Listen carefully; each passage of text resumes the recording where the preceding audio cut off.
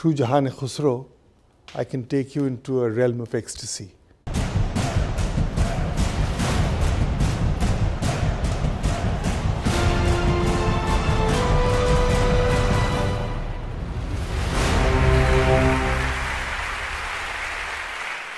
अक्ल के मदरसे से उठ इश्क़ मैं कदे में आ जामे फनाओ बेखुदी अब तो पिया जो हो सो हो. Move from the realm of the mind into the realm of the heart. As I grew up, the biggest driving force in me was the urge to connect. And that urge to connect slowly started growing and developing. I found various ways to connect. First of all, I came from a certain culture with its own angst, with its own heritage. That was one very big driving force. Then I found myself attracted to sketching, painting. Then I started working and I got into advertising, and from there I realized film is a very powerful way of connecting. So I began to make films, and each film took me closer to my heart, took me closer to my calling. And then I realized that poetry was driving me in a very powerful way, although I was not a poet and I didn't want to write poetry, but it was pulling me in. It was like a mirror to myself. I was understanding society through poetry. I was trying to understand myself through poetry. And then I realized that the poetry of the mystics was the ultimate form of connecting. And that is how Jahan-e-Khusro came to be. Jahan-e-Khusro is dedicated to Amir Khusro and to his poetry, and not just to his poetry, it's to his very spirit of bringing people together, the spirit of bringing cultures together, the spirit of bringing languages together. So for me, he is indeed a master blender, and this Jahan-e-Khusro is all about blending. It's blending of cultures, blending of rhythms, and you realize over these 3 days that we're into a world without boundaries. We're discussing oneness of the human race, and it's a very, very cathartic experience, these 3 days of Jahan-e-Khusro. Jahan-e-Khusro has a very interesting trajectory, a very interesting journey, how it began, how I was in Kashmir and I found people getting very, very hardened, how music was going out of their lives, how the tenderness and softness was going out of their lives, and how Sufiana Kalam was shrinking into the Khanqahs. And it's through the Kashmiri Khanqahs that I realized the beauty of Sufiana Kalam. And Sufiana Kalam is something that really opens your hearts. It just makes it tender, it cleanses you. So this kind of an experience was something which happened in the midst of a valley which was getting very, very tough and very hardened and taking very harsh stands. And I thought this kind of thing should be realized on stage. And when I came to Delhi, I went to Ajmer Sharif. In fact, I took a whole group of Kashmiri musicians and I made them sing in the dargah. And one day, one of the musicians came to me and he said, he was crying, and he said, you've got a big gift from this dargah. So then I realized slowly over time that what this gift was. And this gift was really Sama.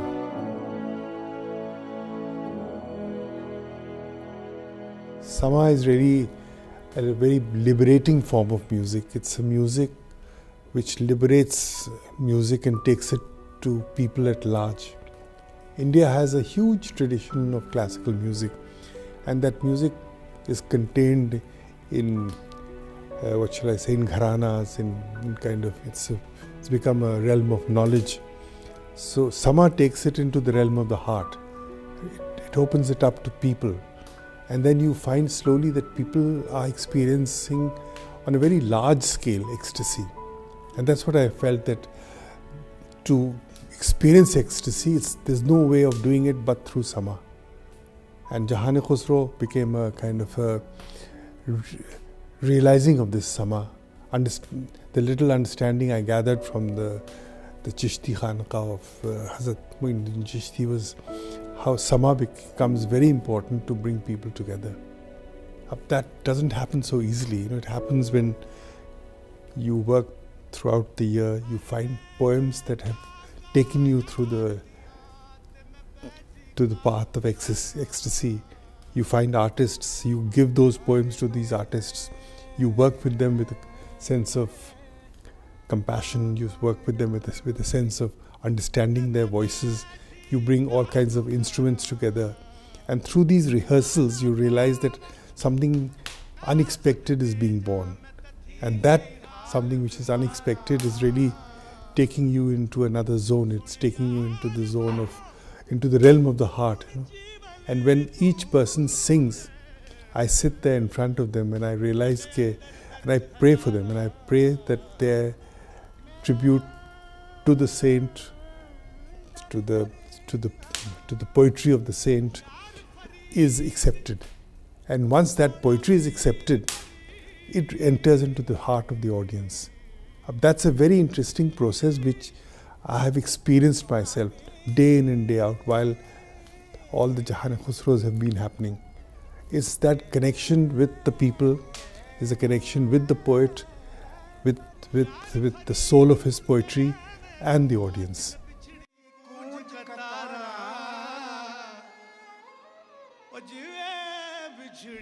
Actually, a phenomena like Jahan-e-Khusro is something which I can't do alone. It comes out of faith and belief.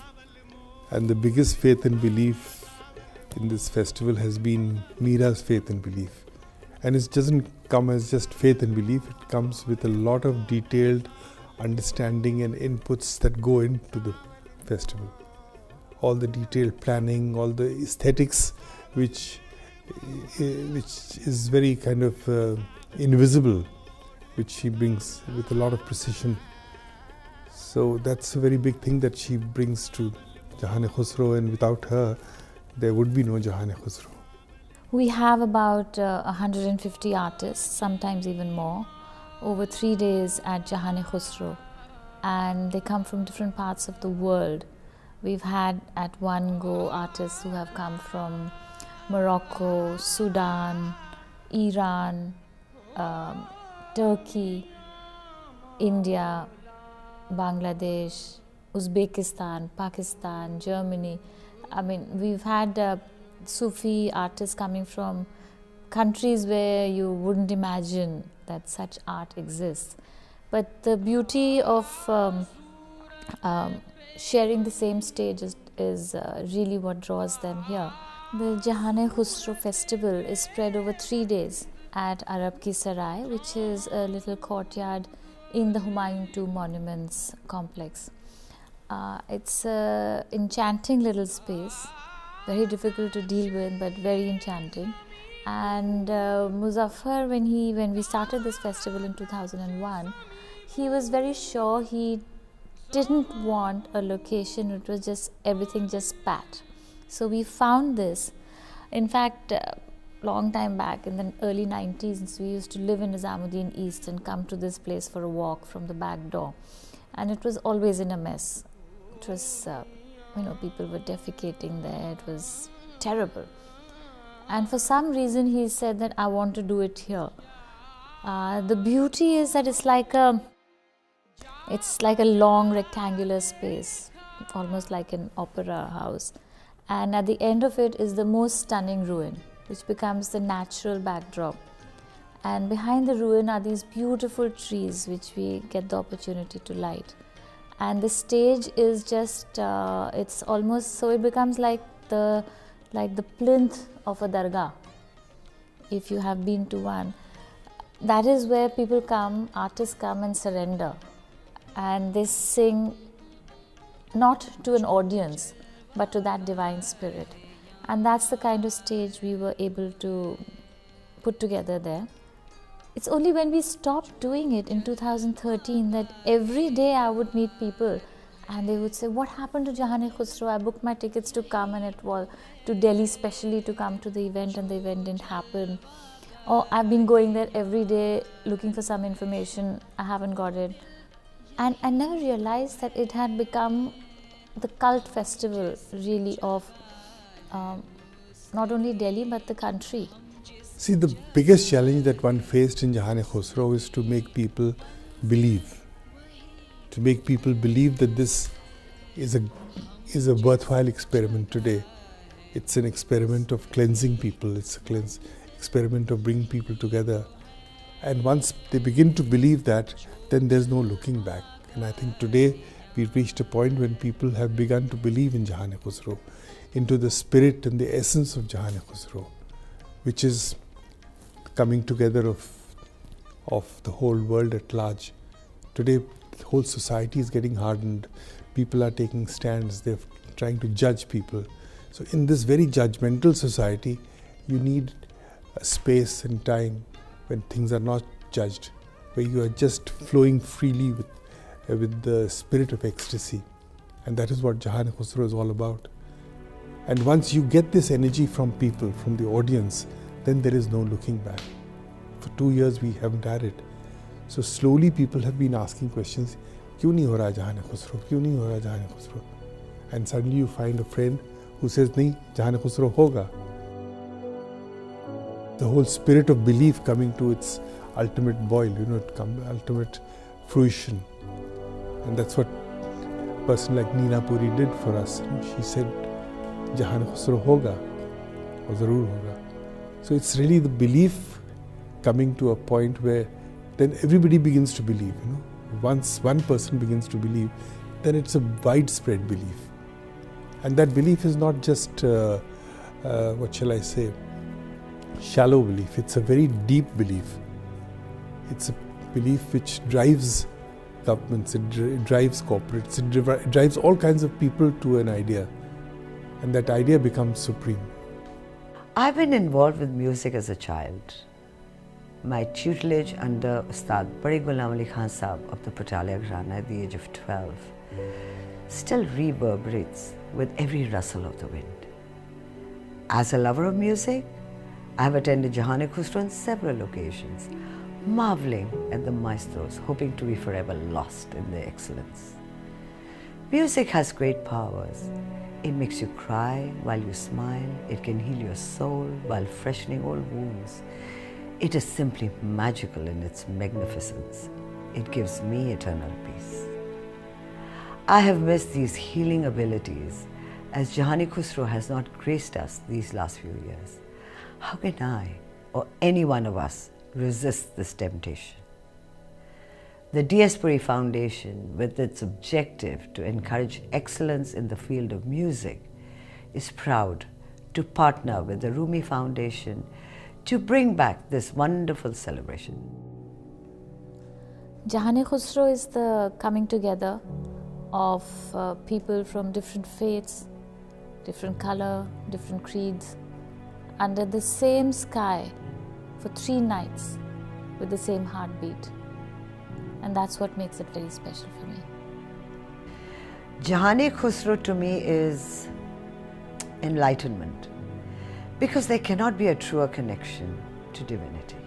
Jahan-e-Khusro to me is really the tenderness of the heart and tears in the eyes, because I think these are the 2 big gifts that are cherished by saints.